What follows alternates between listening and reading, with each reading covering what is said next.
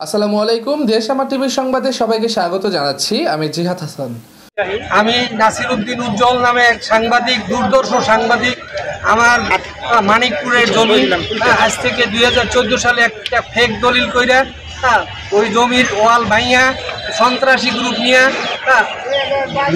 ভিতরের যত গাছ আছে সমস্ত গাছ কাইটা আমাদের বাড়ির যা সদস্য আসলে তাদের মাইক কইরা ওয়াল ভাইয়া ভিতরে গিয়া দখল করে নেয়। আজকের এই নিয়ে আমরা মানববন্ধনের জন্য দাঁড়াইছি। এই জমির দাগ নাম্বার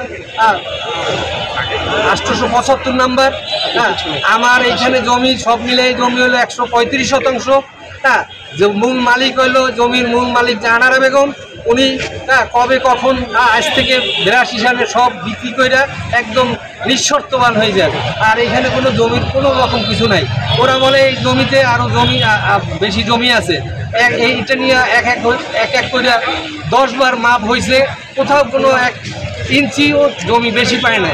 সুতরাং আমি প্রশাসন এই বরাবর সবার কাছে আমার আবেদন, আমি যাতে ন্যায্য বিচার পাই, প্রশাসনের কাছে আকুল আবেদন আমার ন্যায্য বিচার পাওয়ার জন্য আমি যাতে পাই এই ব্যবস্থা করা হোক। ঘাতক দালাল নির্মূল কমিটির সম্পাদকের বিচারের দাবিতে মানববন্ধন। মুন্সিগঞ্জ প্রতিনিধির প্রতিবেদন। মুন্সিগঞ্জ জেলায় কর্মরত 7 সাংবাদিকের নামে মিথ্যা মামলা দিয়ে হয়রানি ও একাধিক নারী নির্যাতনকারী স্বৈরাচার সরকারের দোসর ঘাতক দালাল নির্মূল কমিটির মুন্সিগঞ্জের সাধারণ সম্পাদক নারী ও সাংবাদিক নিপীড়নকারী এবং ভূমিদস্যু আখ্যায়িত করে মীর নাসির উদ্দিন উজ্জ্বল ও বাসির উদ্দিন জোয়েলের বিচারের দাবিতে মানববন্ধন ও বিক্ষোভ হয়েছে। রবিবার সকাল 10টা থেকে 11:30 পর্যন্ত জেলা প্রশাসক ও জজ কোর্ট প্রাঙ্গণে সর্বস্তরের মানুষের আয়োজনে এই কর্মসূচি পালন করে। এতে শতাধিক নারী পুরুষ অংশ নেন। এ সময় মানববন্ধনে আব্দুল জলিল ও জাহাঙ্গীর হোসেন মারধর ও ছিনতাইয়ের শিকার। স্নেহা ইয়াসমিন অভিযোগ করে বলেন, বিগত স্বৈরাচার আওয়ামী লীগ সরকার আমলে পেশিশক্তি ও ক্ষমতার প্রভাব খাটিয়ে বিভিন্ন মানুষের জমি জমা দখল, একাধিক নারী নির্যাতন সহ বিভিন্ন অপকর্মের সাথে জড়িত এই উজ্জ্বল। সে তার সাংবাদিকতার প্রভাব খাটিয়ে একের পর এক অপকর্মে লিপ্ত থাকলেও সে সময় আওয়ামী লীগের চিহ্নিত সন্ত্রাসীদের কারণে আমরা কথা বলতে পারিনি।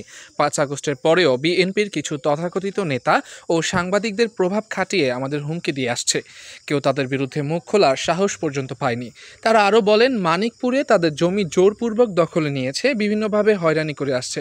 তাদের ক্ষমতার এতই বেশি ছিল যে উজ্জ্বলের জাল সার্টিফিকেট তথ্য তুলে ধরে সংবাদ প্রকাশ করায় জেলার 7 সাংবাদিকদের বিরুদ্ধে মিথ্যা মামলা করে 4 জনকে জেল খাটান এবং 6 মাস ওই 7 সাংবাদিককে পালিয়ে বেড়াতে হয়েছে।